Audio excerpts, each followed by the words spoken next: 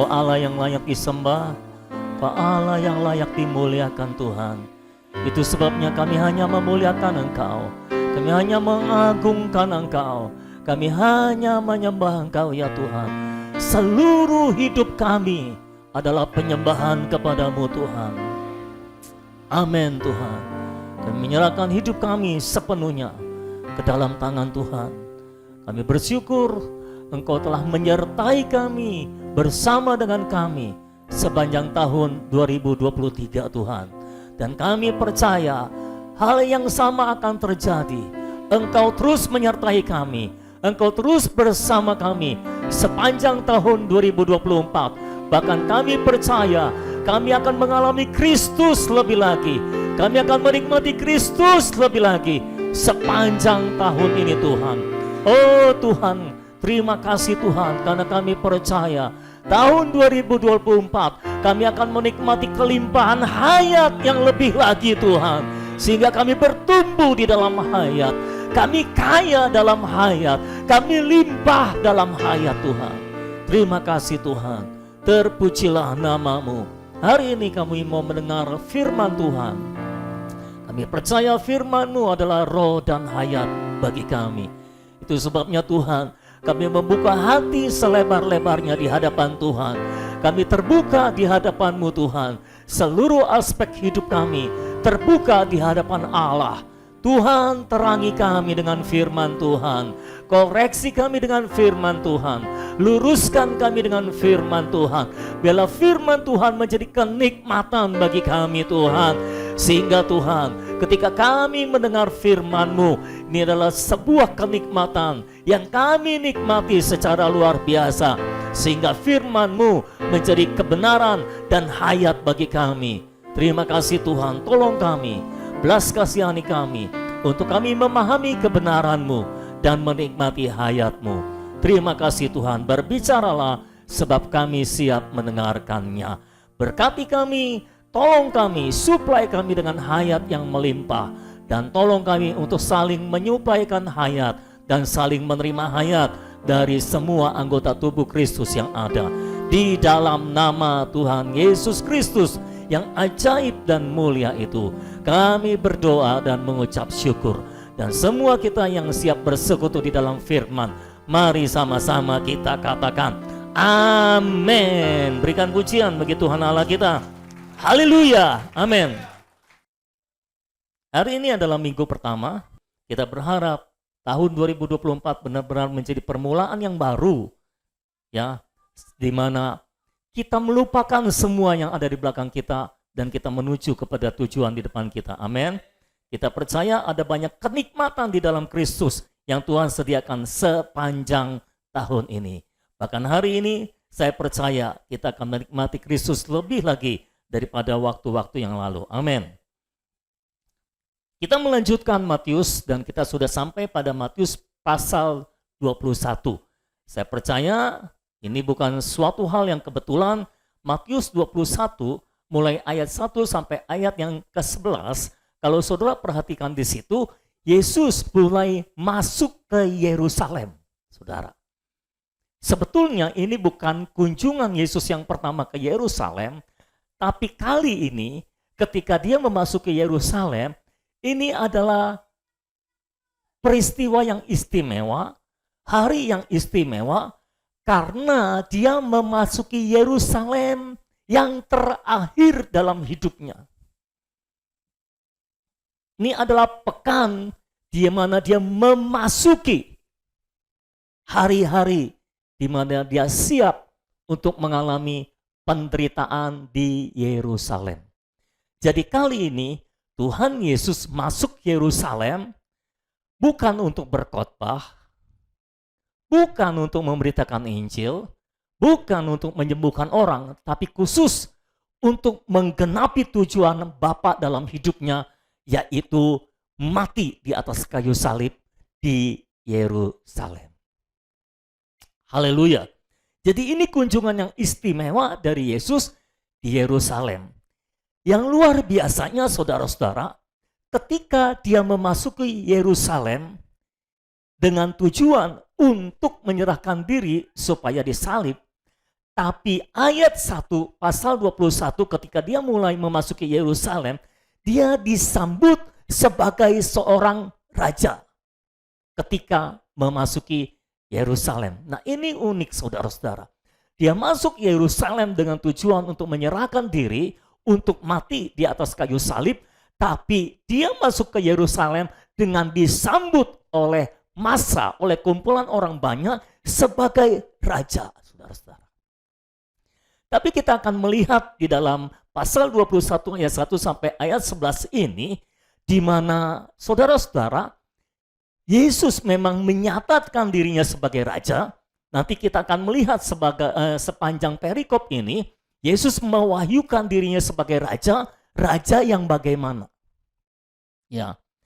Dan kalau kita membandingkan dengan penyambutan orang banyak, penyambutan dari kumpulan orang banyak, mereka menyambut Yesus sebagai raja, di sisi yang lain, Yesus memang mewahyukan dirinya sebagai raja, tetapi apa yang diwahyukan Tuhan Yesus dan apa yang dilihat oleh mereka ini berbeda ternyata saudara-saudara. Jadi mereka menyambut Yesus sebagai seorang raja, perhatikan baik-baik. Mereka menyambut Yesus sebagai seorang raja ketika memasuki Yerusalem bukan berdasarkan pewahyuan ilahi, tapi berdasarkan pengharapan mereka. Itu sebabnya terjadi miskomunikasi antara wahyu dan pengharapan. Dan itulah yang seringkali terjadi dalam kehidupan orang percaya, dalam kehidupan kita. Seringkali kita menyambut Yesus sebagai raja, menganggap Yesus sebagai raja, kita nyanyi Hosana, puji dia raja yang memerintah. Tetapi kita menyebut dia sebagai raja, kita menyambut dia sebagai raja, ternyata bukan dari pewahyuan ilahi yang kita terima di dalam roh, tapi berdasarkan pengharapan kita. Apa bedanya? Nanti kita akan melihat. Kita baca dulu ayatnya, ayat 1 sampai ayat yang ke-11 dari Matius pasal 21. Puji Tuhan, kita menyambut tahun 2024 dengan menyambut Yesus sebagai Raja.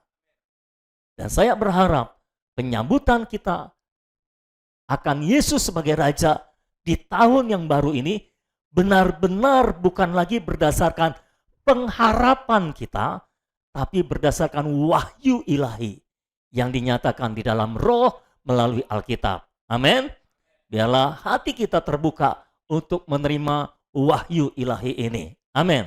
Ayat 1 sampai ayat 11 kita baca sama-sama mulai.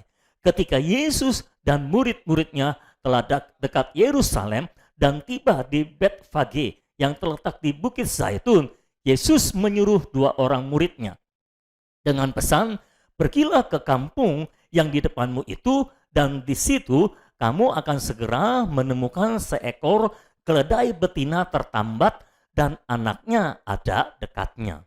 Lepaskanlah keledai itu dan bawalah keduanya kepadaku. Dan jikalau ada orang menegur kamu, katakanlah, Tuhan memerlukannya. Ia akan segera mengembalikannya. Hal itu terjadi supaya genaplah firman yang disampaikan oleh Nabi. Lebih keras dong. Katakanlah kepada putri Sion, lihat, rajamu datang kepadamu. Ia lemah lembut dan mengendarai seekor keledai beban yang mudah. Maka pergilah murid-murid itu dan berbuat seperti yang ditugaskan Yesus kepada mereka. Ayat 7, mereka membawa keledai betina itu bersama anaknya, lalu mengalasinya dengan pakaian mereka, dan Yesus pun naik ke atasnya. Orang banyak yang sangat besar jumlahnya menghamparkan pakaiannya di jalan. Ada pula yang memotong ranting-ranting dari pohon-pohon dan menyebarkannya di jalan. Dan orang banyak yang berjalan di depan Yesus dan yang mengikutinya dari belakang berseru katanya, Hosana bagi anak Daud. Diberkatilah dia yang datang dalam nama Tuhan. Hosana di tempat yang maha tinggi. Dan ketika ia masuk ke Yerusalem, gemparlah seluruh kota itu dan orang berkata, siapakah orang ini? Dan orang banyak itu menyahut, inilah Nabi Yesus dari Nazaret di Galilea. Saudara boleh catat atau ikuti bahan yang sudah diberikan di grup. Pewahyuan tentang Yesus sebagai Raja. Raja yang bagaimanakah dia? Yang pertama, Yesus adalah Raja yang Maha Tahu. Perhatikan, Yesus adalah Raja yang Maha Tahu. Bukan Raja yang sok tahu. Bukan Raja yang pura-pura tahu, berlagak tahu, tapi Raja yang sungguh-sungguh Maha Tahu. Ayat 1 berkata dan ayat 2, ketika Yesus dan murid-muridnya telah dekat Yerusalem dan tiba di Betfage yang terletak di Bukit Zaitun, Yesus menyuruh 2 orang muridnya dengan pesan, pergilah ke kampung yang di depanmu itu. Kamu pergi ke kampung di depan itu, di situ kamu akan segera menemukan keledai betina tertambat dan anaknya ada dekatnya. Kalau kamu ketemu, lepaskan keledai itu dan bawalah keduanya kepadaku. Yesus tahu kamu pergi ke kampung di depan itu, nanti di sana kamu akan ketemu seekor keledai betina. Loh, kok Yesus tahu ada keledai di situ dan keledainya keledai betina? Bukan keledai jantan. Kok Yesus tahu? Dia tahu dari mana? Karena dia Maha Tahu. Makanya dia tahu. Dan tahunya secara pasti, tepat, akurat. Kamu ke kampung depan sana, di sana kamu akan jumpai keledai betina dan di sampingnya ada anaknya. Lah, kok Yesus tahu ada keledai betina di situ, di sampingnya ada anaknya? Lalu Tuhan Yesus bilang juga, keledai betina itu tertambat dan anaknya ada di dekatnya. Jadi Yesus tahu keledai betina itu tertambat di situ. Ditambatkan di situ seolah-olah keledai itu memang sudah disiapkan untuk dipinjam oleh Tuhan Yesus. Dan keledai itu betina dan bersama dengan anaknya. Kalau saya jadi 2 muridnya yang disuruh, saya bisa bertanya itu, loh, kok Tuhan tahu? Di situ ada keledai betina dan ada anaknya dan keledai itu sedang tertambat di situ. Kok Yesus tahu?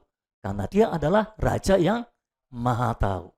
Tapi perhatikan baik-baik, yang saya mau garis bawahi adalah kemahatauan Tuhan atau kemampuan Tuhan. Di dalam kemahatauannya ini, kalau saudara perhatikan, selalu dipakai dengan tujuan. Dengan tujuan ilahi untuk penggenapan rencana Tuhan, penggenapan kehendak Tuhan. Kalau saudara perhatikan, rata-rata perkataan Tuhan Yesus itu sebetulnya adalah nubuatan. Serius. Dia melihat Yerusalem.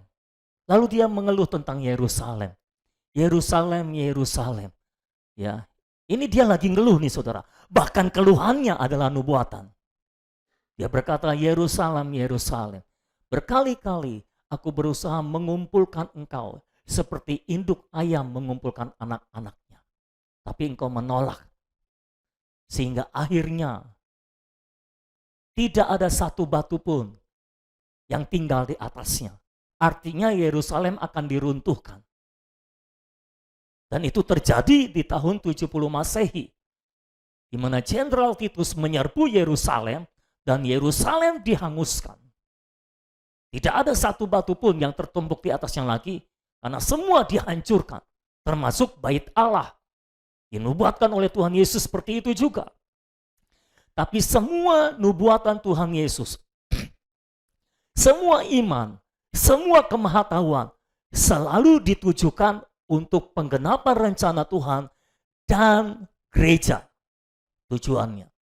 Sekali waktu dia melihat pohon ara, nanti kita akan sampai di sana. Karena kalau nggak salah itu juga ada di pasal 21 ini. Dia melihat pohon ara, dia lapar, dia mau makan, pohon aranya tidak berbuah.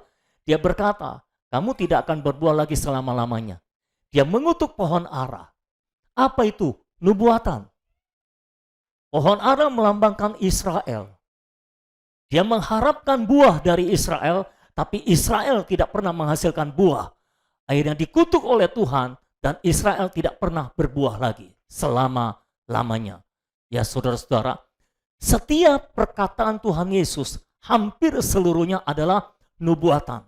Tapi kalau kita perhatikan, semua nubuatan yang diberikan berasal dari kemahatauannya, semua berhubungan dengan penggenapan rencana Tuhan yang ujungnya akan menghasilkan gereja. Ya, Tuhan tidak pernah bernubuat, memberikan nubuatan yang sifatnya bukan berhubungan dengan gereja. Ya, bahkan ketika Petrus berkata, Tuhan berkata, aku akan menderita, ya, kamu akan tercerai-berai. Lalu Petrus berkata, sekalipun semua orang meninggalkan engkau, aku tidak akan meninggalkan engkau. Lalu Tuhan berkata kembali, perkataannya adalah nubuatan. Petrus katanya, sebelum ayam berkokok, kamu sudah menyangkal aku 3 kali. Ini nubuatan, karena belum terjadi. Nubuatan yang berbentuk ramalan. Belum terjadi. Yesus tahu pasti Petrus akan menyangkal 3 kali sebelum ayam berkokok. Dan benar, itulah yang terjadi. Ini nubuatan pribadi, tapi berhubungan dengan penggenapan rencana Allah. Karena Petrus memang akan menyangkal Yesus, dan dari situ dia menyesal. Dan dia berubah. Sejak dia menyangkal Yesus 3 kali, tidak pernah dia berani lagi berkoar dari mulutnya. Bahkan ketika Yesus bertanya, Simon anak Yohanes, apakah engkau mencintai aku? Dia cuma berkata, ya Tuhan, aku mencintai engkau. Engkau tahu aku mencintai engkau. Dia nggak berani berkata seperti dulu lagi dalam kedagingannya, aku mencintai engkau. Sekalipun semua orang meninggalkan engkau, aku tidak akan meninggalkan engkau. Dia nggak berani gegabah lagi dengan mulutnya. Dia nggak berani lagi sembarangan bicara, saudara-saudara. Ini orang yang sudah mengalami perumukan di dalam Tuhan. Jadi setiap perkataan Yesus hampir seluruhnya adalah nubuatan. Mengapa? Karena dia adalah Raja yang Maha Tahu. Tapi dia tidak bernubuat untuk semua orang. Dia bernubuat hanya yang berhubungan dengan gereja dan penggenapan rencana Tuhan. Mengapa dia bernubuat? Di depan nanti akan ada keledai betina tertambat dan di sampingnya ada anaknya, bawa dua-duanya kepadaku. Ini juga untuk penggenapan rencana Tuhan, penggenapan firman Tuhan. Karena dia memang harus masuk Yerusalem sebagai seorang raja sesuai dengan nubuatan dalam kitab suci yang disampaikan oleh para nabi. Hai Yerusalem, hai Putri Sion di situlah Yerusalem. Lihatlah rajamu datang menunggangi keledai. Semua adalah untuk penggenapan rencana Tuhan di dalam hidupnya. Jadi saudara perlu mengetahui, Yesus adalah seorang raja dan dia adalah Raja yang Maha Tahu. Apakah dia tahu kesusahan saudara? Apakah dia tahu keberadaan saudara? Apakah dia tahu kalau saudara sungguh-sungguh dengan dia atau tidak? Apakah dia tahu seluruh isi hati saudara? Ya, dia tahu. Jadi tidak ada yang perlu disembunyikan di hadapan dia. Alkitab berkata, semua telanjang di hadapan dia. Tidak ada yang bisa disembunyikan karena dia adalah Raja yang Maha Tahu. Kalau kita mengenal Yesus sebagai Raja yang Maha Tahu, kita akan tunduk di bawah kakinya dan tidak ada yang kita bisa sembunyikan di hadapan dia. Semua transparan, semua kelihatan, dan kita tampil apa adanya di depan dia. Enggak berbentuk pencitraan.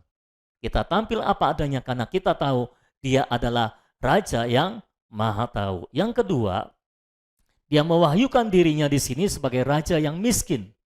Ayat 3 berkata, "Dan jikalau ada orang yang menegur kamu, katakanlah Tuhan memerlukannya. Ia akan segera mengembalikannya." Jadi nggak tahu keledai itu siapa yang punya, tapi Tuhan suruh bawa. Kalau ada yang negor, kenapa kamu bawa keledai saya? Bilang, Tuhan memerlukannya. Artinya Tuhan meminjamnya dan ia akan segera mengembalikannya. Saudara-saudara, Yerusalem adalah ibu kota Israel. Dan di situ ada istana raja. Jadi ini raja mau memasuki ibu kota di mana ada istana raja, dan biasanya ini seperti raja yang pulang perang lalu memasuki ibu kota, disambut oleh rakyat banyak, membawa kemenangan. Saudara-saudara, biasanya raja masuk ibu kota itu dengan menunggang kuda, bukan keledai. Ya, saudara paham apa yang saya sampaikan? Biasanya raja masuk ibu kota menunggang, menunggang kuda, bukan keledai. Kenapa Yesus menunggang keledai? Menunjukkan dia bukan raja yang kaya. Dia raja yang miskin. Dia masuk ke ibu kota dengan menunggang keledai, bahkan keledai yang dia tunggangi pun pinjam. Bukan punya sendiri. Saya mau menegaskan ini karena Tuhan datang sebagai raja yang miskin secara materi. Dia tidak menunjukkan dia kaya secara materi. Bahkan dia lahir di kandang domba. Tidak ada raja yang lahir di kandang domba, saudara. Betul? Tapi mengapa dia lahir di kandang domba? Dia menyatakan dirinya sebagai raja yang miskin secara materi. Saya mau menegaskan ini mengapa? Karena kumpulan orang banyak itu mengharapkan Yesus sebagai raja yang kaya secara materi sehingga bisa membebaskan mereka dari kemiskinan materi. Dan itulah yang banyak ada dalam pikiran orang percaya.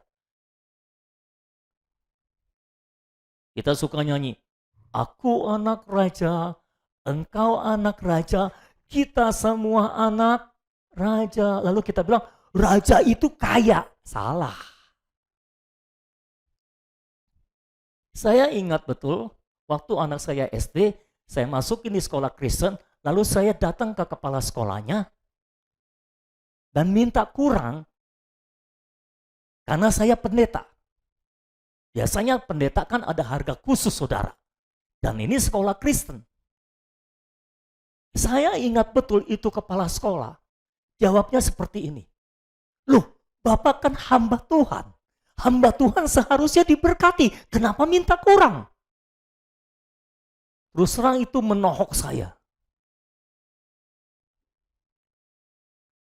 Dan itu mempermalukan saya sebagai hamba Tuhan.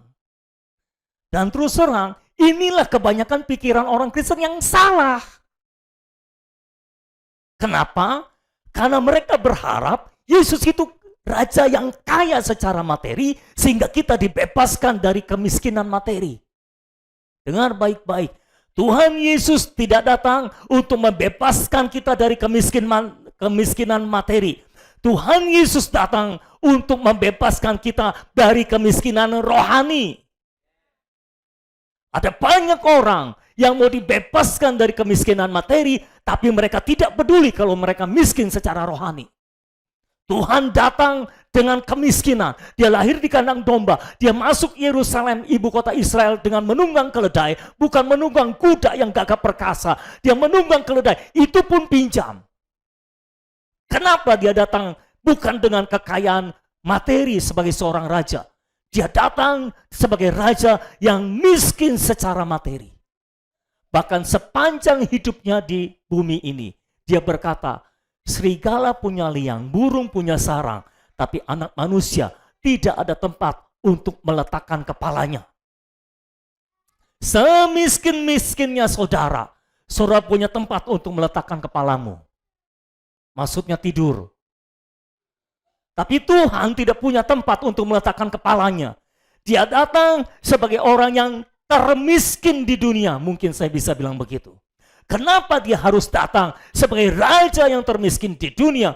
Karena tujuan dia ke dalam dunia ini bukan, sekali lagi, bukan membebaskan kita dari kemiskinan materi. Dia datang untuk membebaskan kita dari kemiskinan rohani. Itu yang lebih penting. Amin, saudara. Jadi dengar baik-baik. Semua orang menyambut dia sebagai raja. Semua orang punya konsep Yesus sebagai raja. Dengan pengharapan.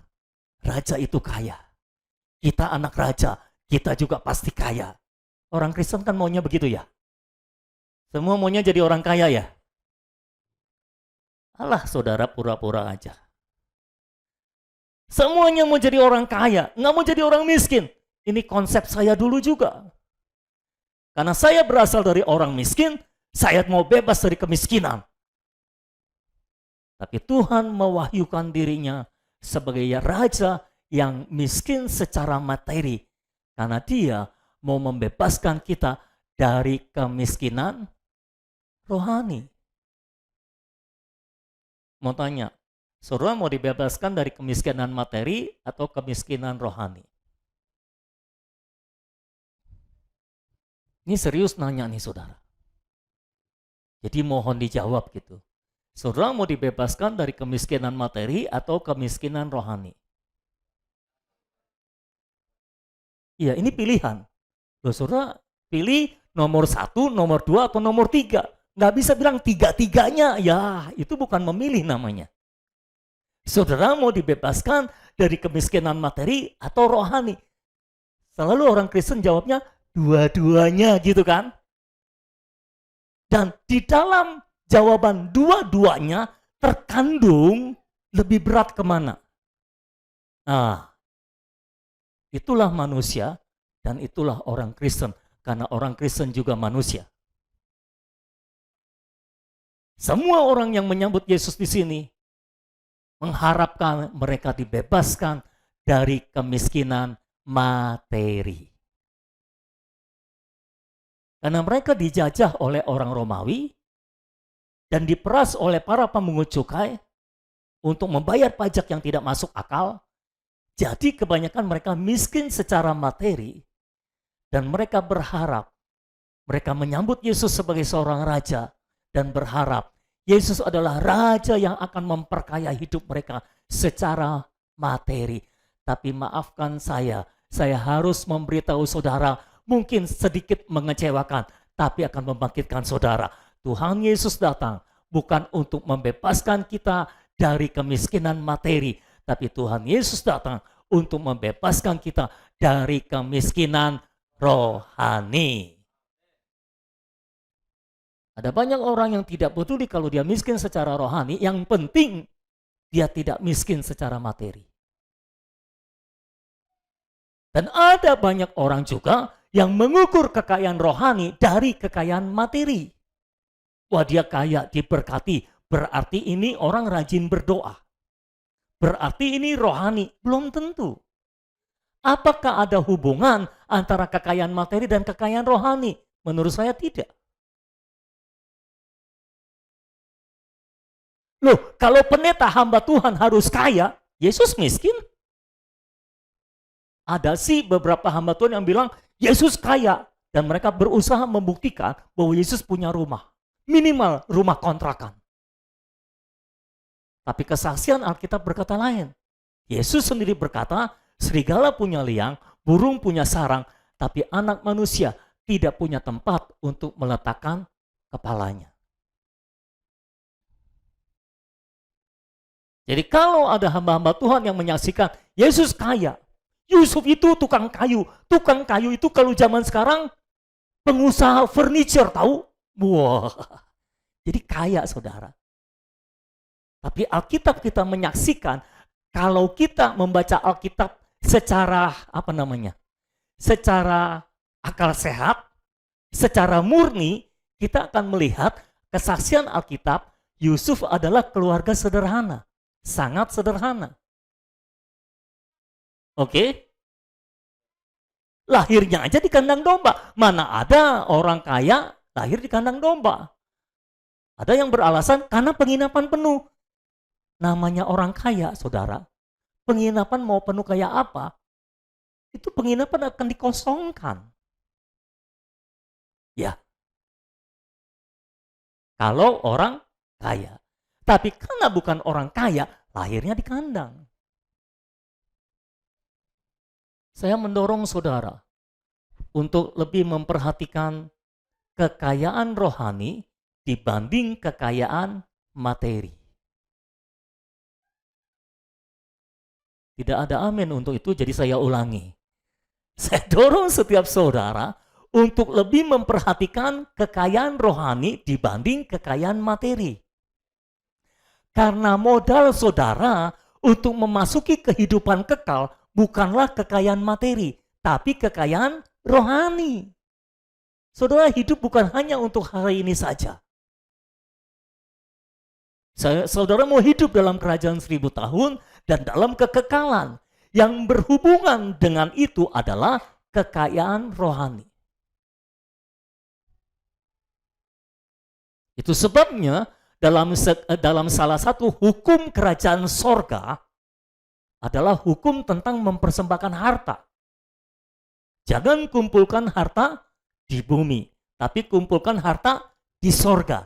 Ingat itu? Matius pasal 6. Di bumi ngengat dan karat akan merusakkannya, pencuri akan mencurinya. Tapi di sorga tidak ada ngengat dan karat, tidak ada pencuri di sorga. Betul saudara? Jadi Tuhan tidak suruh kumpulkan harta di bumi, Tuhan suruh kumpulkan harta di sorga. Selamat siang. Salah satu hukum kerajaan sorga adalah mempersembahkan harta kita untuk sorga, untuk kerajaan sorga. Menyimpannya di sorga. Kekayaan materi diukur dari berapa banyak harta yang saudara simpan. Kekayaan rohani diukur dari berapa banyak harta yang saudara berikan ke dalam rumah Tuhan. Saya ulangi, kekayaan materi diukur dari berapa banyak harta yang saudara simpan. Tapi kekayaan rohani diukur dari berapa banyak harta yang saudara bawa ke dalam rumah Tuhan. Berapa banyak harta yang saudara simpan di dalam rumah Tuhan, di dalam sorga. Untuk kebutuhan kerajaan sorga. Saya ulangi sekali lagi, kekayaan materi diukur dari berapa banyak harta yang tersimpan di dalam hidup saudara. Tapi kekayaan rohani diukur dari berapa banyak harta yang saudara berikan bagi kerajaan sorga. Kalau saudara mau ukur, saudara ini kaya materi atau kaya rohani, ukur dari berapa banyak saudara memberi bagi kerajaan sorga. Bukan dari berapa banyak simpanan saudara. Kalau saudara mengukur dari berapa banyak simpanan saudara, itu saudara sedang mengukur kekayaan materi. Tapi ukur kekayaan rohanimu, kekayaanmu yang sejati yaitu kekayaan rohani, dari berapa banyak yang saudara persembahkan kepada Tuhan, hartamu itu. Sekali waktu Tuhan duduk di bait Allah, memperhatikan orang yang memberikan persembahan. Jangan dikira loh saudara, waktu saudara memberikan persembahan ada yang memperhatikan saudara ternyata. Tuhan Yesus memperhatikan setiap orang yang memberikan persembahan. Saudara kayaknya nggak tergerak begitu sih. Tuhan Yesus memperhatikan setiap orang yang memberi persembahan. Lalu ada orang kaya yang memberikan hartanya ke dalam kotak persembahan, bunyinya kenceng, cuing gitu saudara. Banyak koin emasnya. Hartanya banyak dia berikan. Lalu ada seorang janda miskin yang memberikan cuma 2 keping perak. Lalu Tuhan mengajar murid-muridnya dan Tuhan berkata, janda ini memberi lebih banyak daripada orang-orang kaya itu. Muridnya mungkin bertanya, loh gimana cara ngitungnya? Tuhan bisa ngitung gak sih? Ini cuma memberi 2 keping perak, itu memberi beberapa keping emas, ribuan keping emas. Kenapa Tuhan bilang ini janda memberi lebih banyak? Lalu Tuhan bilang, karena janda ini memberikan seluruh penghasilannya. Memberikan seluruh harta yang ada padanya. Artinya dia memberikan 100%. Sementara orang-orang kaya itu, mereka memang memberikan banyak secara jumlah, tapi yang ada pada simpanan mereka masih jauh lebih banyak. Jadi mereka memberikan dalam jumlah memang banyak, tapi dalam persentase sangat kecil. Mungkin nggak sampai 1% pemberian mereka. Sisanya masih lebih banyak. Sementara janda ini memberikan seluruhnya, tidak ada sisanya. Siapa yang lebih banyak memberi? Jadi saudara, kebetulan hari ini kita mempersiapkan persembahan sulung kita. Jangan ukur pemberian saudara dari jumlah yang saudara berikan. Mungkin ada yang memberikan sekedar 100.000, tapi 100.000 itu seluruh harta yang ada padamu. Tuhan, ini lembaran terakhir dari hidupku. Waduh, mantap saudara doanya.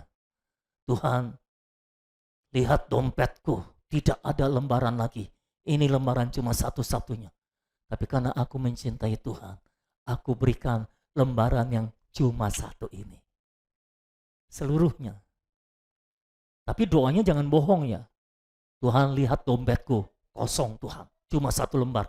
Memang sudah dikosongin dompetnya. Sudah dipindahin isinya. Jangan begitu, doanya jangan bohong gitu ya saudara. Jujurlah gitu. Yang disimpan sudah banyak, di dompet dikosongin. Tuhan, dompetku kosong, cuma satu lembar, aku berikan seluruhnya. Tuhan bilang bohong. Saya memberikan mungkin lebih sedikit di dalam jumlah dibandingkan orang-orang kaya. Tapi kalau dihitung persentase, mungkin saya lebih banyak daripada mereka. Jadi yang Tuhan lihat adalah bukan berapa jumlahnya, tapi berapa sisanya. Saudara memberi 100.000, sisanya 100 miliar. Yaitu nggak ada 1% bahkan saudara. Cuma 0,000 berapa persen. Tolonglah yang pembukuan dihitungin. Kalau susah hitungnya pakai Excel lah. Tapi ada orang yang punya uang cuma 5 juta. Tapi dia berikan 3 juta. Wah. Berapa persen tuh? 60%-nya saudara. Ini besar. Ini besar pemberiannya. Jadi kita harus lebih mengejar kekayaan rohani dibandingkan kekayaan materi. Apakah ada hubungan kekayaan materi dengan kekayaan rohani? Karena banyak orang bilang begini, kalau engkau maju dalam rohani, engkau pasti diberkati Tuhan. Enggak juga. Ada nggak orang yang rohani tapi miskin? Ada nggak? Atau minimal lebih miskin dari beberapa orang kaya? Dari orang kaya yang termiskin. Ini saudara ngerti nggak sih yang saya ngomong? Saya mungkin lebih miskin dari orang kaya yang termiskin. Secara materi. Tapi di hadapan Tuhan mungkin saya lebih kaya daripada mereka. Karena pemberian saya lebih banyak. Tuhan tidak mengukur kekayaan kita berdasarkan berapa banyak harta di dalam simpanan kita. Tuhan mengukur kekayaan kita dari berapa banyak harta yang saudara kumpulkan di sorga. Berapa banyak harta yang saudara berikan, persembahkan ke dalam rumah Tuhan. Amin, saudara.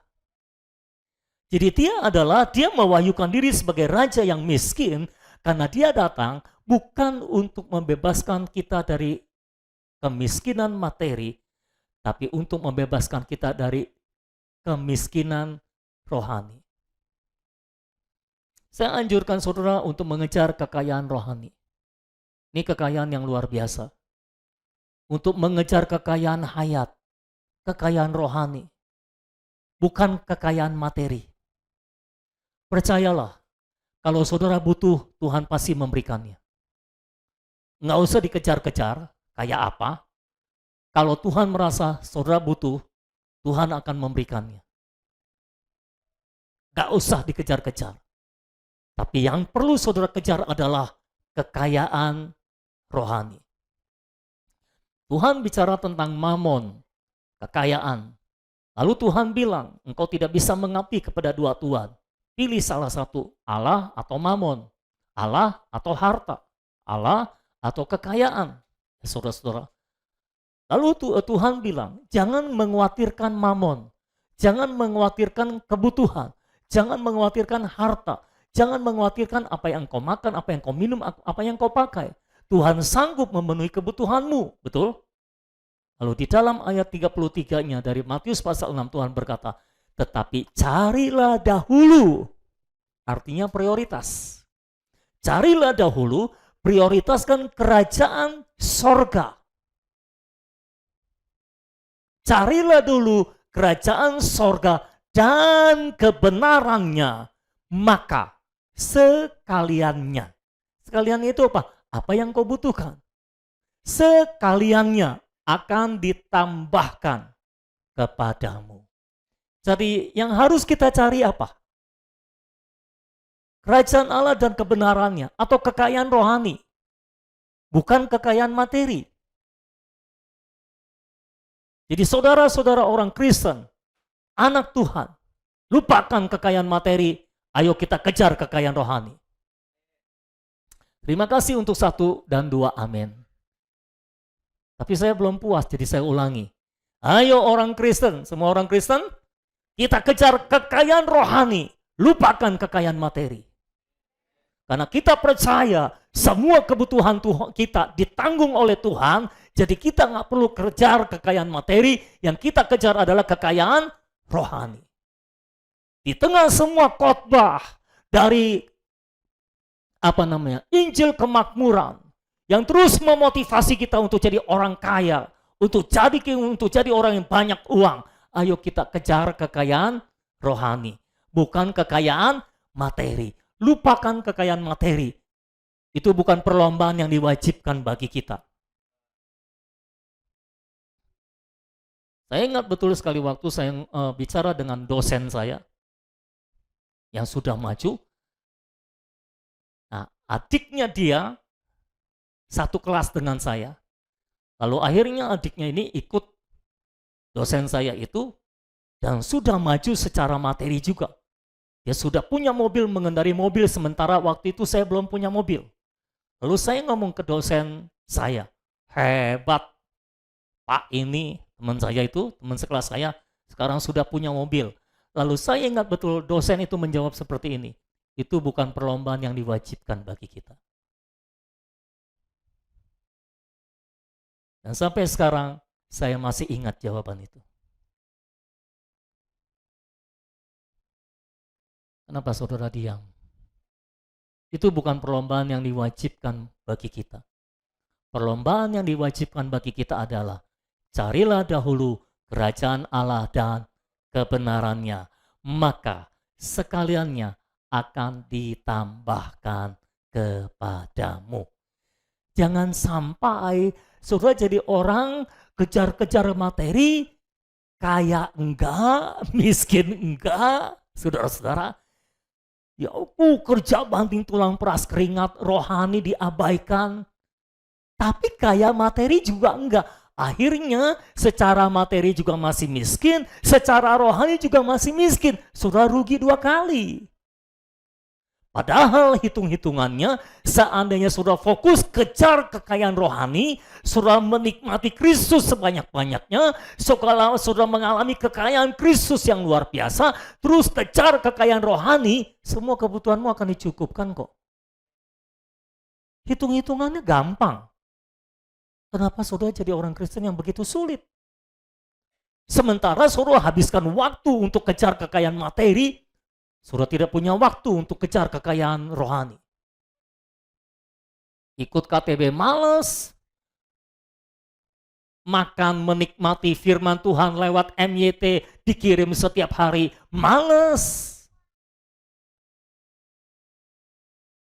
Saya mah bangun pagi-pagi setel alarm untuk ngirim MYT. Sementara saudara tidak memanfaatkan semuanya itu. Akhirnya engkau miskin secara rohani dan materi pun tidak kaya. Jangan sampai saudara menjadi orang yang seperti itu. Minimal kalau engkau tidak kaya secara materi, engkau kayalah secara rohani. Kejarlah kekayaan rohani, maka sekaliannya akan ditambahkan kepadamu. Kekayaan materi gimana? Itu bukan perlombaan yang diwajibkan bagi kita. Kasih tahu orang di sebelahmu, itu bukan perlombaan yang diwajibkan bagi kita. Ketika kita lihat teman kita sudah punya mobil, lalu kita belum punya mobil, katakan kepada dirimu, itu bukan perlombaan yang diwajibkan bagi kita. Amin. Orang udah punya rumah, kita belum punya rumah, itu bukan perlombaan yang diwajibkan bagi kita. Orang maju secara rohani, kita belum maju secara rohani, ini baru perlombaan yang diwajibkan bagi kita. Amin, saudara. Ayo kejar. Saudara yang tahun 2023 kekayaan rohaninya mengalami defisit, harus kejar tahun 2024. Supaya akhir tahun 2024 laporan keuangan, laporan pembukuan dari kekayaan rohanimu surplus, bukan defisit. Kejar 2024 supaya kekayaan rohanimu bertambah, terus bertambah. Akhir tahun kita tutup pembukuan, kita surplus secara kekayaan rohani. Kekayaan materi itu bukan perlombaan yang diwajibkan bagi kita. Saudara mesti latihan jawabnya nih. Kekayaan materi belum lancar gitu sih. Ayo kita kejar kekayaan rohani supaya akhir tahun 2024 ketika kita tutup buku, kita surplus dalam kekayaan rohani kita. Amin. Amin. Kekayaan materi gimana?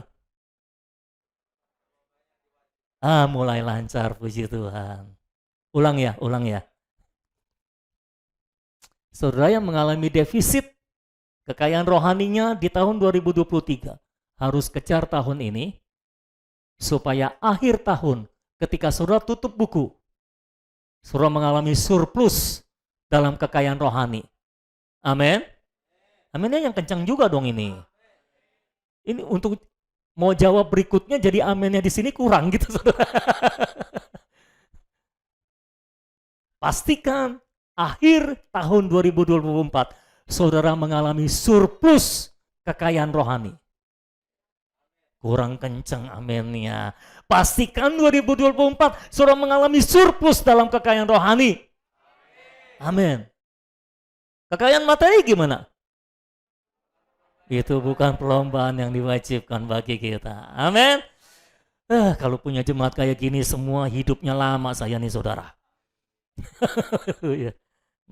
Ya, mau mati nggak jadi saudara. Ya orang semua jemaatnya surplus rohani kok. Defisit materi?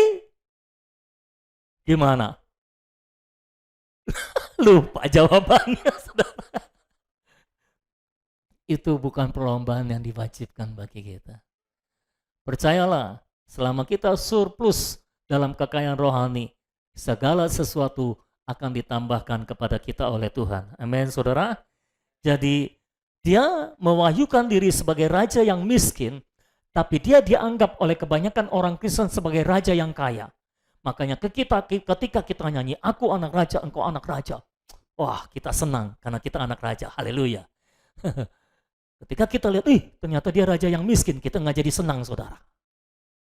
Tapi dia raja yang sangat kaya dalam kekayaan rohani. Dia membawa seluruh kekayaan sorga kepada kita dan mewariskannya kepada kita.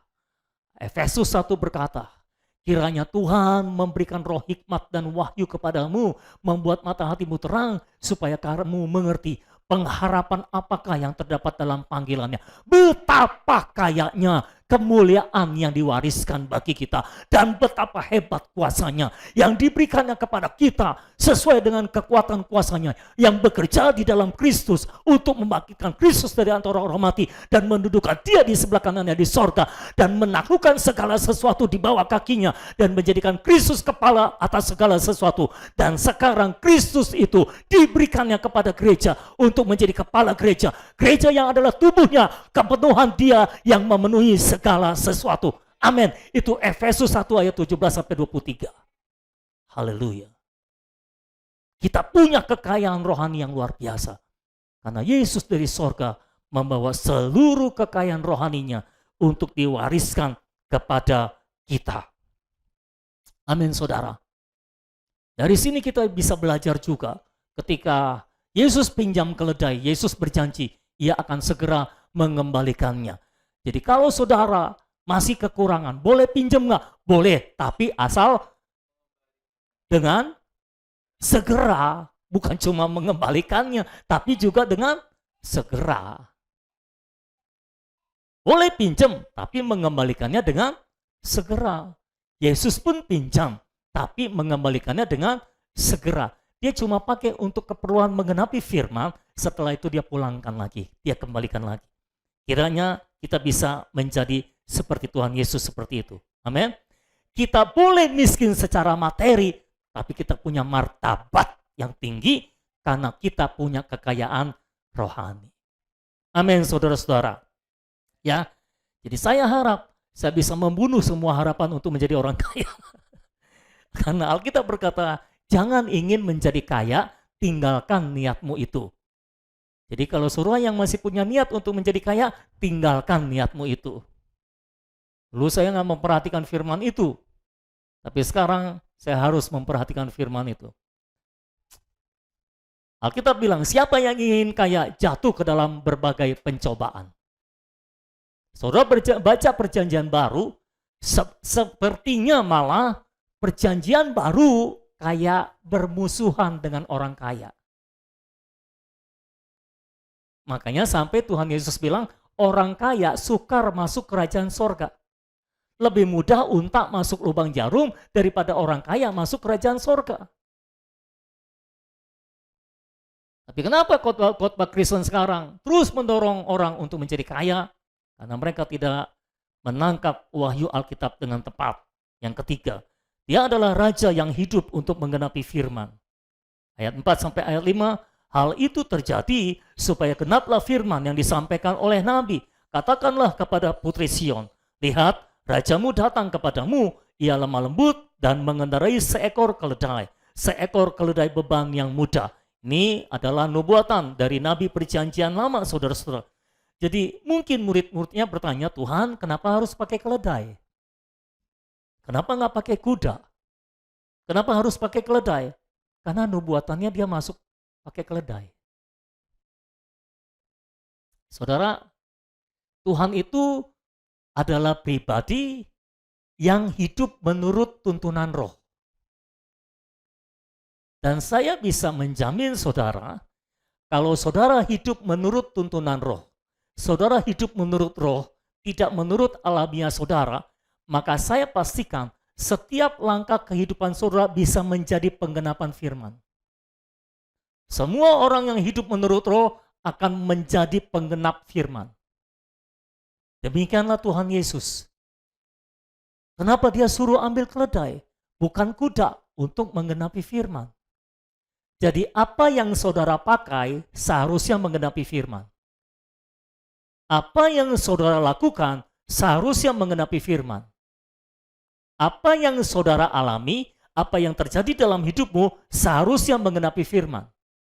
Apa yang saudara pakai, apa yang saudara tidak pakai seharusnya menggenapi firman.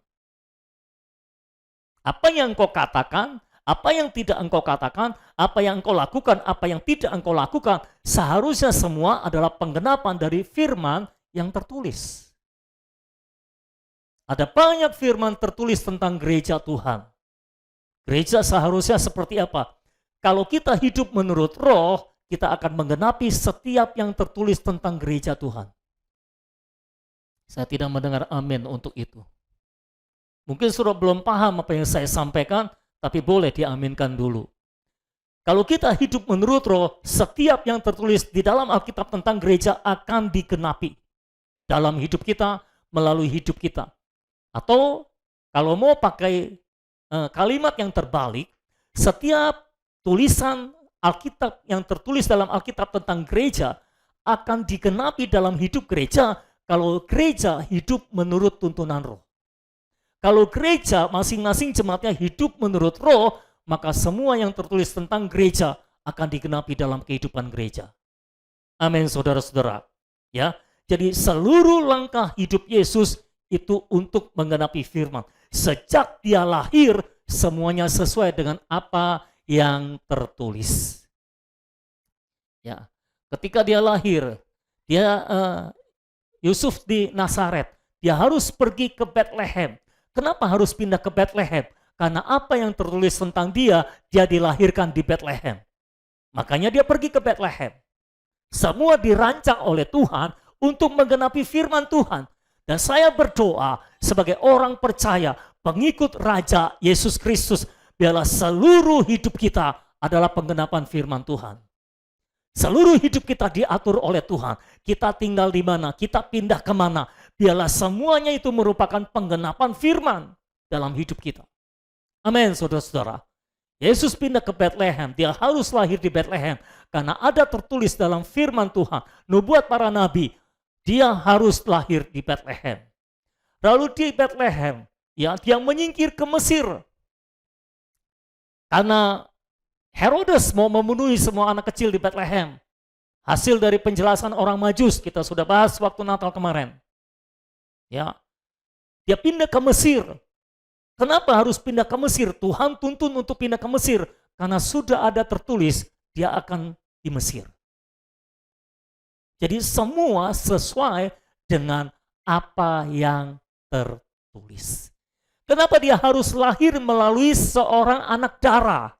Maria, seorang perawan, karena itulah yang dinubuatkan oleh Alkitab. Dia harus lahir dari seorang perawan, ya saudara-saudara. Jadi semua dari lahirnya sampai matinya, sampai bangkitnya, semua adalah penggenapan firman. Saya berdoa biar itu juga yang terjadi dalam kehidupan kita. Semua langkah dalam hidup kita diatur oleh Tuhan, sehingga semuanya akan menjadi penggenapan dari apa yang sudah tertulis tentang gereja. Amin, saudara-saudara. Yang keempat, dia adalah raja yang lemah lembut. Dia mengendari seekor keledai betina.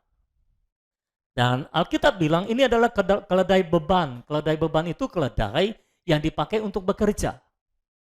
Jadi istilahnya keledai rendahan, gitu saudara. Keledai rendahan. Lalu keledainya betina. Di sampingnya ada anaknya. Tuhan bawa dua-duanya. Betina melambangkan kelemahan. Kenapa nggak pakai yang jantan? Karena mau melambangkan kelemah lembutan Tuhan Yesus. Lalu di sampingnya ada anaknya. Anak keledai. Betina melambangkan kelemahan, anak juga melambangkan kelemahan. Masih kecil. Keledai beban itu juga melambangkan kerendahan. Jadi ini adalah lambang bahwa dia adalah raja yang lemah lembut dan rendah hati. Amin, saudara-saudara. Tuhan Yesus sendiri berkata dalam Matius 11, "Aku belajarlah padaku karena aku lemah lembut dan rendah hati." Ya. Lalu saudara-saudara, dia adalah raja yang lemah lembut. Ini menunjukkan bahwa dia datang ke Yerusalem bukan dengan kekerasan. Jadi dia tidak datang untuk berperang atau bersaing dengan siapapun. Dia adalah raja yang lemah lembut. Dia tidak seperti raja-raja yang lainnya yang kalau datang selalu untuk berperang, selalu untuk bersaing, dan untuk mengalahkan siapapun juga. Tapi Tuhan Yesus adalah raja yang lemah lembut. Dia datang ke Yerusalem bukan untuk berperang dengan Herodes, bukan untuk bersaing dengan siapapun, tapi untuk memberi dirinya menjadi korban curahan untuk penebusan dosa. Dia raja yang mengambil kemenangan melalui kematian. Ya saudara, ini menunjukkan dia raja yang lemah lembut. Dia tidak memakai kekerasan. Dia tidak memakai kekerasan untuk berperang, memenangkan peperangan. Dia tidak memakai kekerasan untuk bersaing dengan siapapun juga untuk memenangkan peperangan. Tidak, saudara. Kenapa? Karena dia raja yang lemah lembut. Bahkan ketika di Taman Getsemani, dia mau ditangkap. Salah seorang muridnya ambil pedang lalu putuskan telinga dari seorang prajurit. Tuhan tidak setuju dengan itu. Dia bilang, masukkan pedangmu ke sarungnya. Lalu dia tempelkan kembali telinga dari prajurit itu, nempel kembali. Dia sempat melakukan mujizat itu. Dengan demikian memperlihatkan sebetulnya dia punya kuasa untuk melawan. Tapi dia tidak mau melawan. Mengapa? Karena dia adalah raja yang lemah lembut. Mereka menyambut Yesus sebagai raja dengan cara berpikir, dengan konsep pikir, Yesus masuk Yerusalem mau merebut kekuasaan. Dari Raja Herodes, dari Kekaisaran Roma. Yesus akan berperang, Yesus akan bersaing dan memenangkan peperangan. Itu harapan mereka. Itu sebabnya tadi saya berkata, mereka menyambut Yesus sebagai raja dari sudut pengharapan mereka, bukan dari sudut pewahyuan ilahi. Tapi kalau mereka menangkap pewahyuan ini, dia memakai keledai beban yang mudah, maka mereka harusnya sadar bahwa Yesus datang sebagai raja yang lemah lembut, bukan untuk berperang dengan kekerasan, bukan untuk bersaing dengan kekerasan, tapi untuk mati di kayu salib. Ini raja yang lemah lembut. Ya saudara. Jadi mereka salah tangkap tentang Tuhan Yesus. Mereka pikir dan mereka berharap Tuhan akan berperang dan memenangkan peperangan melawan penjajah Roma sehingga Israel dibebaskan. Tapi mereka kecewa karena Tuhan tidak berperang. Tuhan bahkan menyerahkan dirinya untuk mati di atas kayu salib. Itu sebabnya kalau saudara perhatikan, mereka yang berseru Hosana, Hosana, mereka juga yang berseru salibkan dia, salibkan dia. Karena mereka kecewa. Mereka berharap Tuhan datang dengan kekerasan, merebut kekuasaan dari penjajahan Roma, tapi mereka tidak mendapatkan itu. Karena sekali lagi, Tuhan bukan datang untuk membebaskan kita secara materi. Tuhan membebaskan kita secara rohani. Yang kelima, dia adalah raja yang dapat menerima penghormatan dengan cara dan oleh orang sesederhana apapun. Dia adalah raja yang dapat menerima penghormatan dengan cara yang paling sederhana oleh orang yang paling sederhana sekalipun. Ayat 7 dan ayat 8, mereka membawa keledai betina itu bersama anaknya, lalu mengalasinya dengan pakaian mereka dan Yesus pun naik ke atasnya. Orang banyak yang sangat besar jumlahnya menghamparkan pakaiannya di jalan. Ada pula yang memotong ranting-ranting dari pohon-pohon dan menyebarkannya di jalan. Baju dan ranting adalah hal yang sangat sederhana. Ranting tinggal petik di pohon. Ini adalah ranting dari pohon palem. Pohon palem melambangkan kemenangan. Nah saudara-saudara, mereka menghamparkan baju dan ranting-ranting. Ranting adalah hal yang sederhana, bisa diambil dimanapun. Baju pun adalah hal yang sangat sederhana. Semua orang pasti punya baju, betul? Orang yang paling miskin pun punya baju. Betul ya saudara? Orang miskin boleh nggak punya rumah, boleh nggak punya mobil, tapi pasti punya baju. Jadi artinya Tuhan bisa dihormati, Tuhan bisa menerima penghormatan oleh orang yang paling sederhana sekalipun dan dengan cara yang paling sederhana sekalipun. Itu sebabnya saudara tidak perlu malu datang ke hadapan raja, menyembah sang raja dengan seluruh apa adanya saudara. Dia bukan raja yang harus dihormati, dengan kekayaan, dengan upeti, dengan persembahan yang kayak gimana. Tapi seberapa adanya saudara, saudara bisa pakai untuk menghormati dia. Apa adanya saudara, saudara bisa pakai untuk menghormati dia.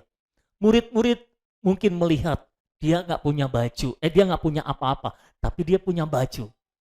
Dia taruh bajunya di atas keledai untuk menjadi pelana keledai yang diduduki oleh Tuhan Yesus. Orang banyak mungkin nggak punya apa-apa, tapi mereka punya baju. Mungkin ada yang mereka ambil bajunya di rumah, mungkin ada yang mereka lepas baju yang dipakai. Hamparkan di jalan supaya bisa dilalui oleh Tuhan Yesus. Tuhan Yesus oke.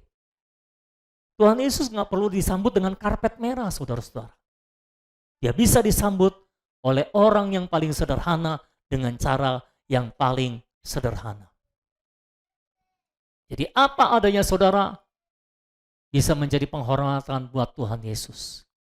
Yang penting saudara memberikan hati saudara kepada dia. Amin, saudara-saudara. Dan perhatikan baik-baik, semua orang banyak yang datang menyambut dia, di situ tidak ada pemimpin agama dan tidak ada pemimpin politik. Semuanya rakyat jelata yang sangat sederhana. Ini menunjukkan Tuhan berpihak kepada orang-orang yang sederhana. Ya. Justru para pemimpin agama, para pemimpin politik malah tidak menyambut dia sebagai raja. Justru para pemimpin agama dan para pemimpin politik itu bekerja sama untuk menyalibkan dia. Itu sebabnya jangan pusing soal kekayaan materi. Saudara bisa datang apa adanya kepada Tuhan dan memberikan dirimu apa adanya kepada Tuhan sebagai penghormatan dan pengabdianmu kepada Tuhan. Amin, saudara-saudara. Yang keenam, dia adalah raja yang berkemenangan. Menyebarkan ranting-ranting pohon palem menggambarkan kemenangan. Karena pohon palem menggambarkan kemenangan. Mereka menyambut Yesus seperti menyambut seorang raja yang baru pulang dari perang membawa kemenangan ke dalam ibu kota. Jadi mereka menyebarkan ranting-ranting pohon palem sebagai tanda kemenangan. Ya. Tetapi kembali saudara-saudara, saya mau meluruskan di sini tentang berkemenangan. Dia raja yang berkemenangan. Tapi berkemenangan dari apa? Berkemenangan atas apa? Namanya orang menang selalu ada yang dikalahkan. Ya. Loh, saudara kan nggak bisa pulang ke rumah lalu berikan pengumuman, "Weh, hari ini saya jadi pemenang. Weh, hari ini saya menang." Istrimu akan tanya, "Menang dari apa? Menang atas apa?" Kan gitu.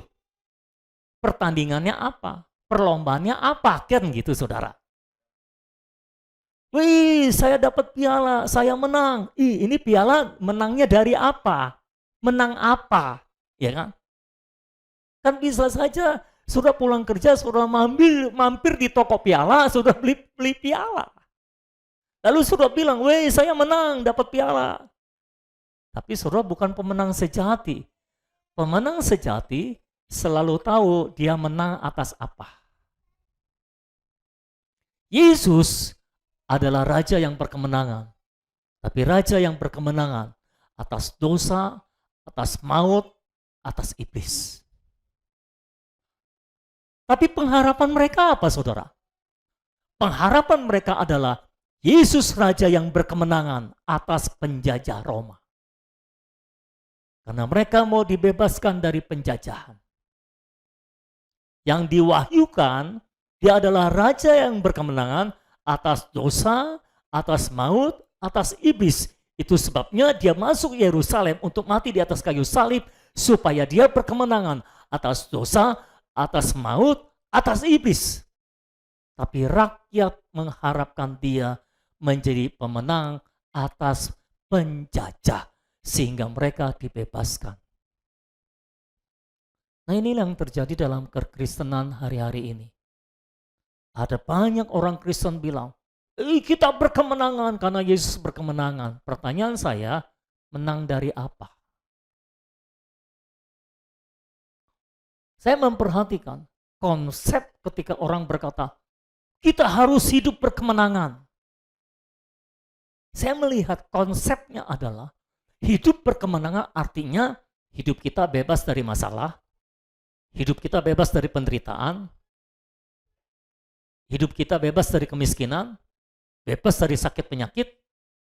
Kita hidup tanpa gangguan, kita hidup tanpa masalah, itulah hidup yang berkemenangan. Nah, bagi saya konsep ini agak salah, agak keliru, saudara. Karena kalau kita bilang kita hidup berkemenangan, bukan artinya kita tanpa masalah. Kalau kita hidupnya lurus-lurus saja, tanpa masalah, tanpa riak-riak, tanpa badai, tanpa sakit penyakit, tanpa problema, tanpa penderitaan. Lah, Yesus masuk Yerusalem untuk menderita kok. Tapi dia menang atas penderitaan. Pemenang itu siapa? Pemenang itu adalah dikasih lawan yang manapun, dia bisa menaklukkannya. Itulah pemenang. Pemenang itu bukan orang yang tanpa perlawanan. Pemenang itu bukan orang yang tidak ada yang dilawan. Pemenang itu adalah ada yang dilawan dan dia bisa melewatinya. Dia bisa memenangkannya, menaklukkan semua lawannya. Bagi saya, pemenang adalah bukan hidup tanpa penderitaan. Tapi penderitaan berhadapan dengan kita. Kita bisa melewati penderitaan. Oleh karena Tuhan, oleh iman, oleh anugerah. Kita bisa melewati penderitaan. Betul? Yesus menghadapi penderitaan. Dia datang kepada pusat penderitaan, yaitu Yerusalem. Mati di atas salib. Dia tidak menghindari salib. Dia tidak menghindari penderitaan. Yesus tidak hidup tanpa penderitaan. Bahkan sehari-harinya, dia hidup tanpa dana. Dia pelayanan tanpa dana, tanpa support dana. Dari lembaga misi manapun juga. Tapi dia terus pelayanan. Pemenang artinya, di tengah semua gangguan, dia tidak terganggu. Itulah pemenang. Di tengah semua masalah, dia tidak terganggu. Itulah pemenang. Di tengah semua penderitaan, di tengah semua penyakit, dia bisa melewati semuanya. Itulah pemenang. Semua bisa datang ke hadapannya, semua bisa dihadapi, dan semua bisa ditaklukkan. Itulah pemenang. Jadi pemenang bukanlah orang yang bebas dari masalah, tapi orang yang tidak terganggu oleh masalah. Masalah boleh ada, tapi dia tetap maju di dalam Tuhan. Amin. Kalau pecundang begini, dia lagi maju nih secara rohani. Wah, Pak Pendeta bilang kejar kekayaan rohani. Oke, pulang aku mau kejar kekayaan rohani. Dia lagi mengejar kekayaan rohani, ada masalah. Langsung berhenti perjalanan rohaninya. Nah, ini pecundang namanya. Bukan pemenang. Kalau pemenang, kita lagi maju secara rohani. Ada masalah. Masalah tidak mengganggu perjalanan rohani kita. Masalah tinggal masalah, kita tetap maju di dalam kerohanian kita. Saya bisa dengar amin atau enggak? Bisa lebih keras enggak aminnya? Masalah ada sekitar kita, tapi kita tetap maju di dalam Tuhan. 2023 telah berlalu. Kalau kita mau hitung-hitung surplus kekayaan rohani kita berapa? Kita lanjutkan perjalanan kita di 2024. Enggak ada kata mundur, itulah pemenang. Kita terus maju. Ada gangguan, terus maju. Ada masalah, terus maju. Ada penyakit, terus maju. Ada penderitaan, terus maju. Ada salib, terus maju. Sehingga setiap tahun kita mengalami surplus yang berkelimpahan secara rohani. Amin, saudara. Jadi saya dorong setiap saudara, jadilah pemenang. Menang atas dosa, menang atas maut, menang atas iblis, menang atas setiap masalah dan gangguan yang ada. Selama kita masih tinggal dalam tubuh daging, kita masih tinggal di tengah-tengah daging. Lalu di dalam dunia ini, kita selalu akan ada masalah. Akan ketemu masalah. Tapi pertanyaannya, apakah kita terganggu atau tidak dengan masalah itu. Iblis memberikan masalah untuk mengganggu kita. Tapi Tuhan mengizinkan masalah untuk membentuk kita dan memurnikan kita. Setiap masalah boleh datang, tapi kita maju terus. Amin. Masalah boleh datang, kita maju terus. Gangguan ada di semua lini. Ya, gangguan mah banyak, saudara. Saudara punya keluarga, pasti tiap hari terganggu. Entah dari pasangan, entah dari anak, entah dari orang tua, entah dari saudara-saudara. Belum saudara kerja di kantor, terganggu. Bos terganggu oleh karyawan, karyawan terganggu oleh bos, sesama karyawan terganggu sesama karyawan. Macam-macam gangguan. Semua dimanapun akan ada gangguan. Tapi pertanyaannya, saudara pemenang atau pecundang? Kalau pecundang, setiap kali ada gangguan, dia stop perjalanan rohaninya. Tapi pemenang adalah, ada gangguan, dia terus maju. Ada gangguan, dia terus maju. Oh ini masalahnya berat, dia terus maju. Oh ini masalahnya ringan, dia tetap maju. Berat, ringan, semua gangguan, semua masalah, dia bisa menangkan, dia bisa lewati. Itulah pemenang. Amin.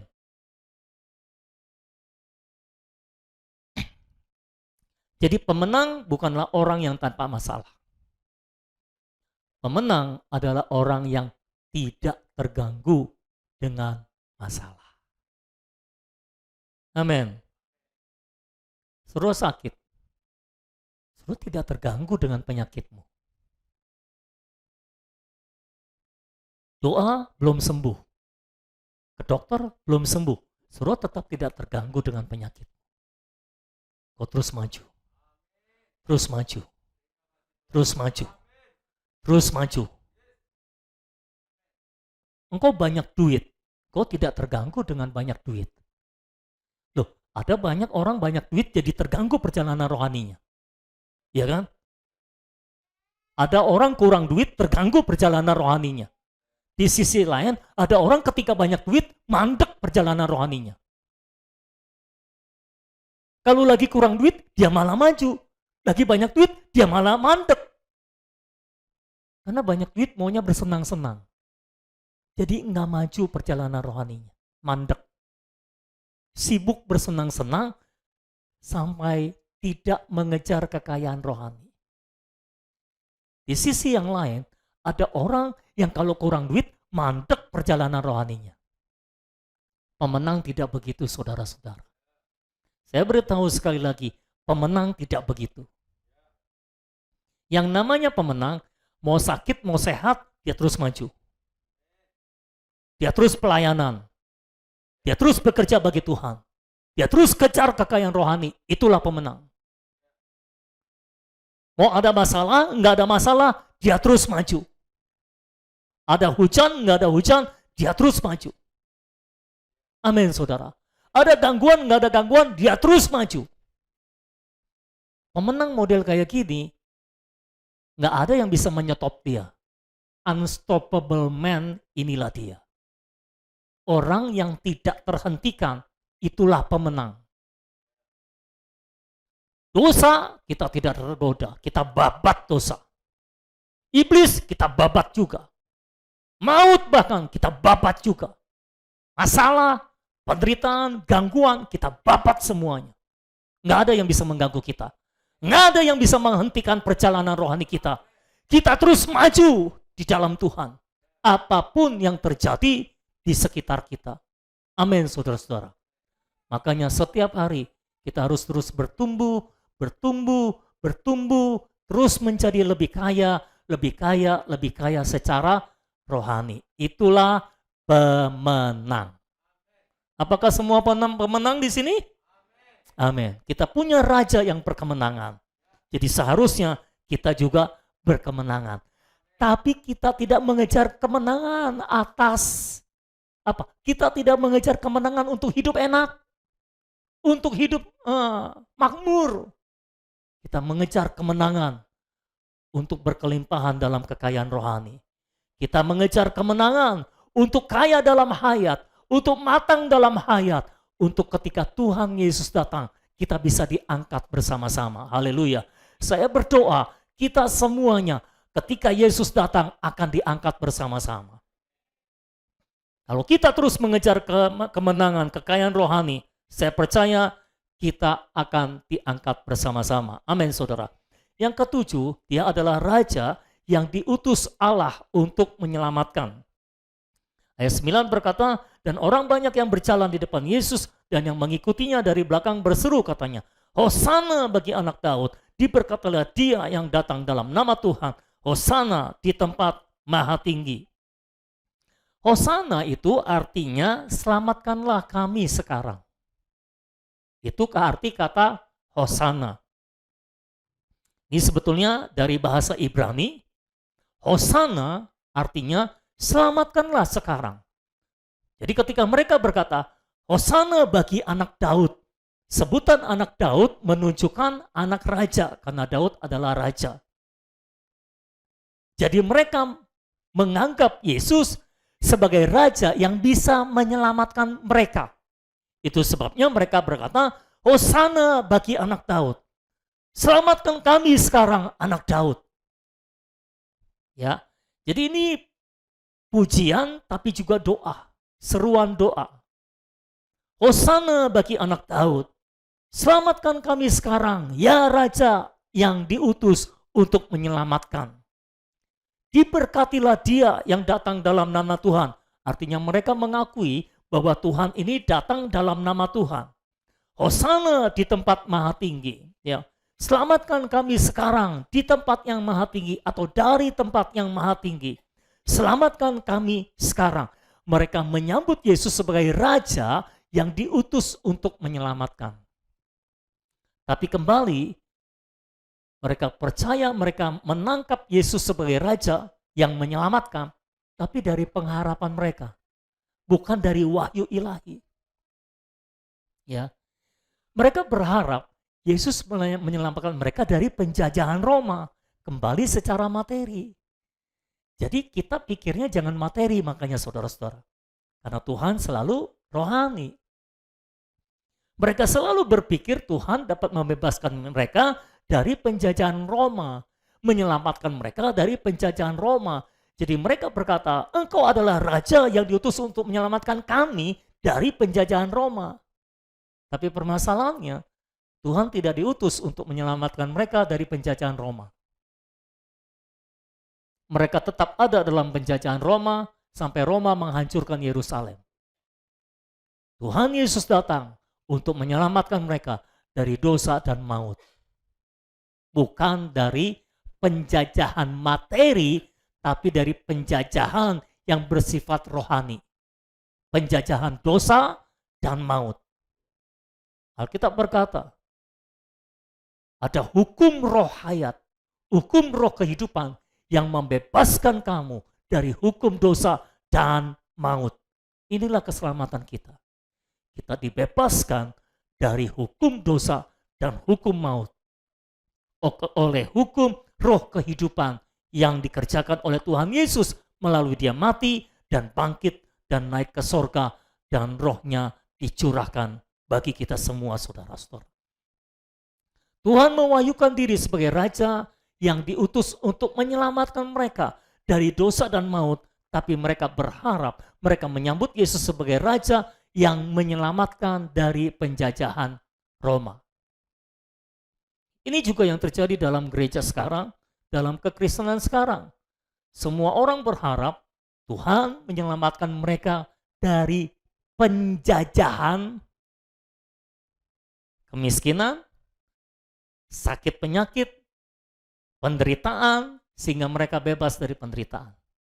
Tapi Tuhan membebaskan kita, menyelamatkan kita dari dosa dan maut. Artinya, Tuhan memerdekakan kita secara rohani, bukan secara materi.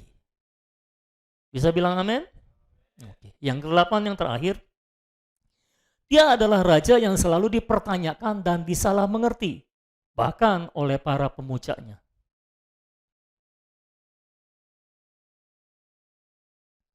Dia adalah raja yang selalu dipertanyakan dan disalah mengerti, bahkan oleh para pemujanya. Ayat 10 dan ayat 11, Dan ketika ia masuk ke Yerusalem, gemparlah seluruh kota itu dan orang berkata, perhatikan, siapakah orang ini? Pertanyaan tentang siapakah Yesus? Dari zaman dulu sampai zaman sekarang terus-menerus dipertanyakan. Siapakah Yesus? Bahkan Pilatus mempertanyakan, siapakah engkau? Apakah engkau raja orang Yahudi? Ya. Siapakah engkau? Siapakah Yesus? Bahkan orang Kristen, bahkan di kelas-kelas teologi sampai sekarang pembahasan ini tentang siapakah Yesus masih terus berlangsung. Dia selalu dipertanyakan orang dan selalu disalah mengerti. Perhatikan ayat 11. Ketika orang banyak bertanya siapakah orang ini, orang banyak itu menyahut. Ini kan orang banyak yang menyambut Yesus ya. Mereka menyahutnya apa? Inilah Nabi Yesus dari Nazaret di Galilea. Bisakah saudara bayangkan? Dari tadi mereka menyambut Yesus sebagai raja. Tapi ketika orang banyak bertanya siapakah Yesus, mereka menjawabnya, inilah Nabi. Kan enggak matching ini saudara. Enggak nyambung ini. Ya. Sadarkah saudara banyak orang Kristen yang enggak nyambung? Nyambut Yesus sebagai raja, tapi ketika ditanya orang siapa Yesus, dia nabi. Artinya apa? Mereka memang tidak menerima wahyu Yesus sebagai raja. Mereka menyambut Yesus sebagai raja dari pengharapan mereka, bukan dari wahyu ilahi. Hari ini saya berdoa supaya semua saudara menangkap wahyu ilahi tentang Yesus sebagai raja. Bukan dari sudut pengharapan saudara, tapi murni dari wahyu ilahi. Yesus ini raja yang seperti ini. Karena selama ini gambaran tentang Yesus sebagai raja agak terselewengkan dalam kehidupan orang percaya. Di hari ini saya harap kita bisa memahaminya secara tepat tentang pewahyuan mengenai Yesus sebagai raja. Jangan sampai kita nyanyi, Engkau raja sekarang dan selamanya. Lalu orang nanya, siapa sih Yesus itu? Dia nabi. Agak aneh menurut saya jawabannya saudara. Tapi itulah yang terjadi dalam kekristenan. Kita nyanyi Yesus Raja, Hosana di tempat yang maha tinggi, Engkau Raja. Tapi ketika orang tanya kepada kita siapakah Yesus, kita bingung. Lalu kita jawab seadanya dan sebisanya. Ini Nabi Yesus dari Galilea. Loh, kalau Nabi kenapa kamu sambut sebagai raja? Kembali saya berkata, mereka menyambut tapi mereka nggak tahu siapa yang disambut. Mereka menyanyi tapi mereka nggak tahu apa arti nyanyian mereka. Apa arti sambutan mereka. Buktinya apa? Ketika ditanya jawabannya beda. Jangan sampai saudara terus nyanyi Yesus sebagai raja. Saudara terus berdoa kepada Yesus sang raja. Tapi ketika ditanya saudara bingung siapakah Yesus itu. Saya berdoa hari ini supaya pewahyuan tentang Yesus sebagai raja yang tepat akan terus berdiam di dalam hati saudara.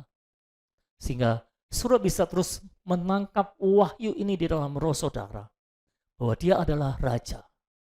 Raja yang lemah lembut, raja yang menggenapi firman, raja yang miskin, raja yang maha tahu.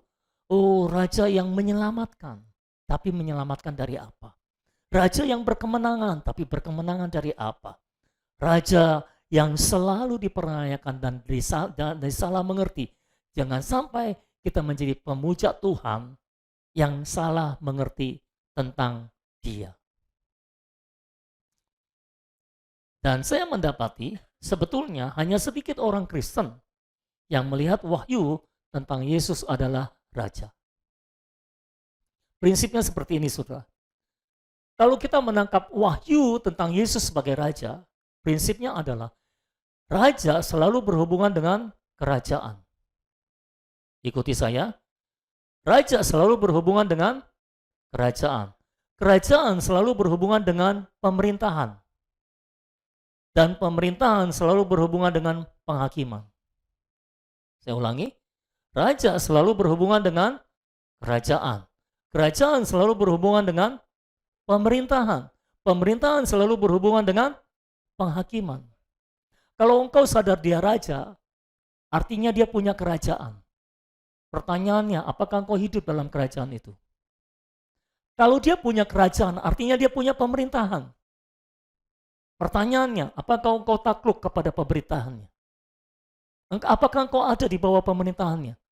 Apakah dia memerintah dirimu? Kalau engkau menganggap dia raja, artinya engkau harus takluk pada pemerintahannya. Engkau tunduk pada pemerintahannya. Betul? Engkau mengizinkan, membiarkan dia memerintah hidupmu sepenuhnya. Engkau tidak lagi memerintah dirimu sendiri, tapi membiarkan dia menjadi raja dalam hidupmu, memerintah seluruh hidupmu. Dan pemerintahan selalu berhubungan dengan penghakiman.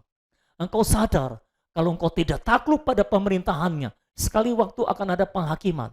Dan bukan hanya sekali waktu, sejak hari ini Tuhan sudah mulai menghakimi.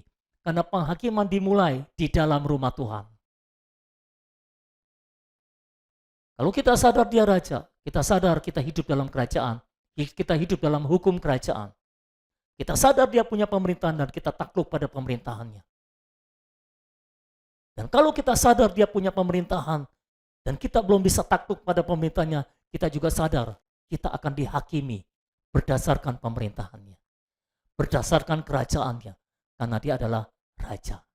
Dan penghakimannya pasti adil. Makanya saudara, kalau saudara sadar dia raja, saudara tidak akan suka menghakimi orang, saudara tidak akan berani menghakimi orang. Karena saudara sadar, saudara adalah posisinya orang yang dihakimi oleh sang raja. Kalau saudara menghakimi, saudara menyaingi dia sebagai raja. Halo? Paham apa yang saya sampaikan, saudara? Jadi kalau saudara menerima wahyu tentang dia sebagai raja, engkau akan sadar. Engkau hidup pada hukum, dalam hukum kerajaan. Engkau takluk pada pemerintahannya. Setiap hari dalam hidupmu engkau takluk pada pemerintahannya. Setiap segi dalam hidupmu engkau takluk pada pemerintahannya. Karena engkau sadar, sekali waktu atau sekarang sudah dimulai penghakiman ilahi atas diri kita, saudara-saudara. Jadi menerima wahyu tentang Yesus sebagai Raja adalah hal yang berbeda sama sekali dengan menerima wahyu tentang Yesus sebagai Juru Selamat. Saudara tahu lagu itu yang sudah lama tidak dinyanyikan?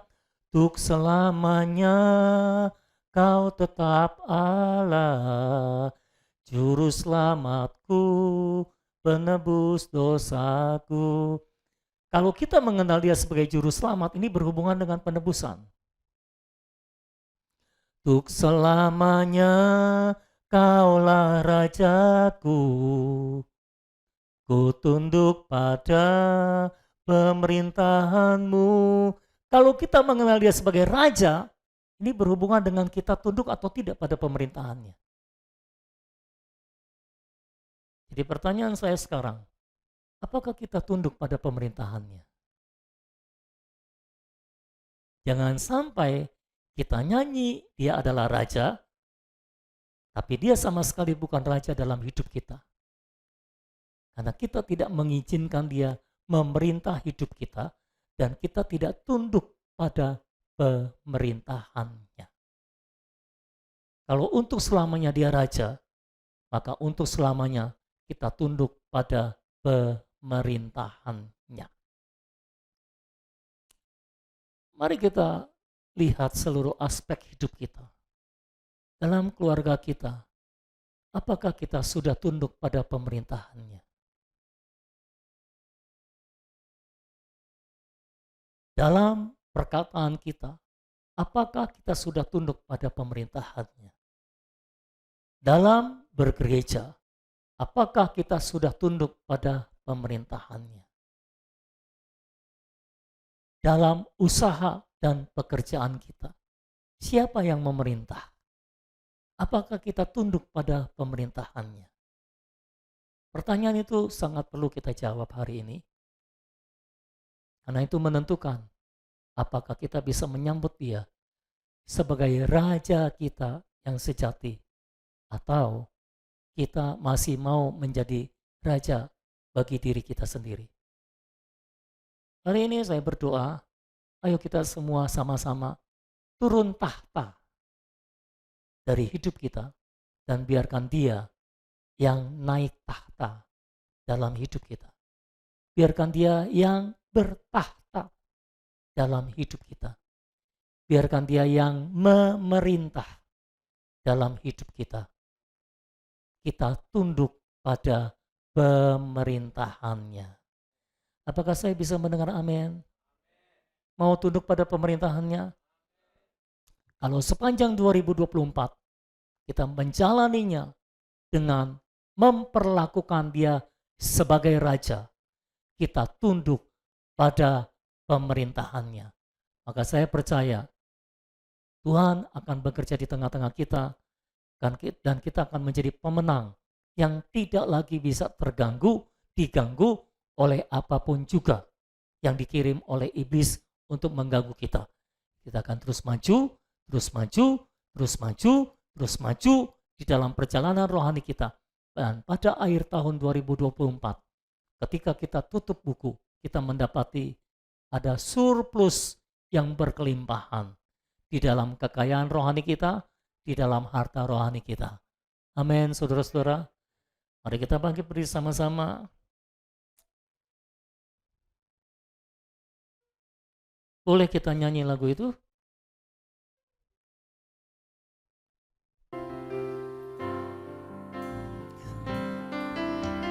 Ya, Kau tetap Allah, Juru selamatku, penebus dosaku, untuk selamanya Kaulah Rajaku.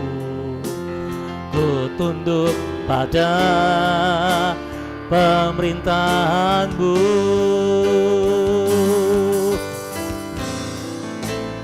Hanya Padamu Tuhan ku percayakan seluruh hidupku. Kau selalu merancangkan segala yang terbaik dan yang sempurna untukku. Selamanya Kau tetap Allah, Juru selamatku, penebus dosaku. Untuk selamanya Kaulah Rajaku, ku tunduk pada pemerintahan-Mu.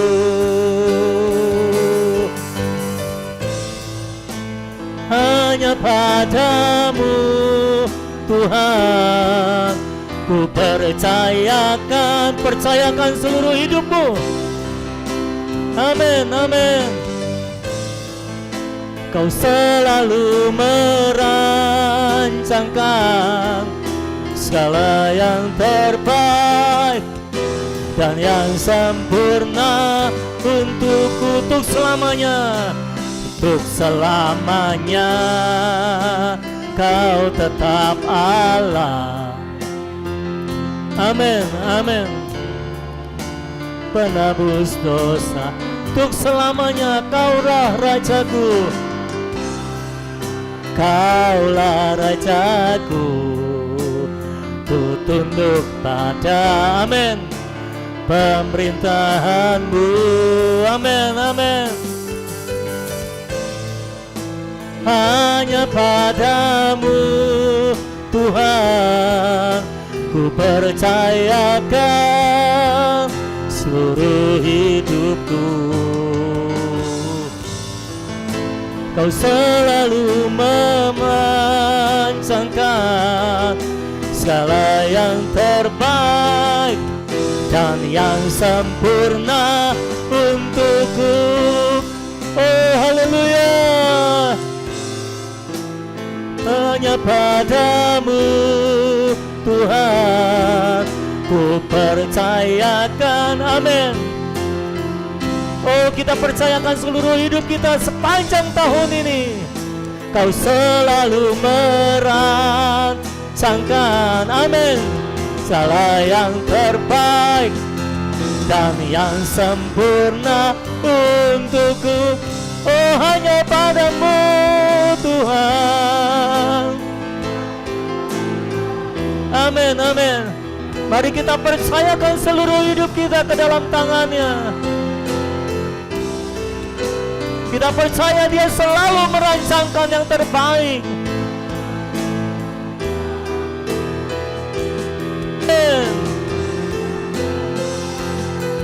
Dan yang sempurna untukku, hanya padamu Tuhan. Amin, amin, amin. Ku percayakan seluruh hidupku, amin. Kau selalu merancangkan segala yang terbaik, amin, dan yang sempurna untuk semua yang percaya. Katakan, hanya padamu Tuhan. Semua ku percayakan seluruh hidupku. Kau selalu merancangkan segala yang terbaik, amin, amin.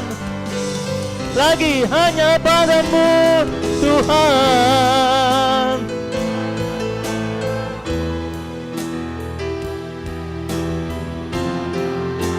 Kami percayakan seluruh hidup kami ke dalam tangan-Mu Tuhan. Kau selalu merancangkan segala yang terbaik dan yang sempurna untukku. Kau selalu merancangkan,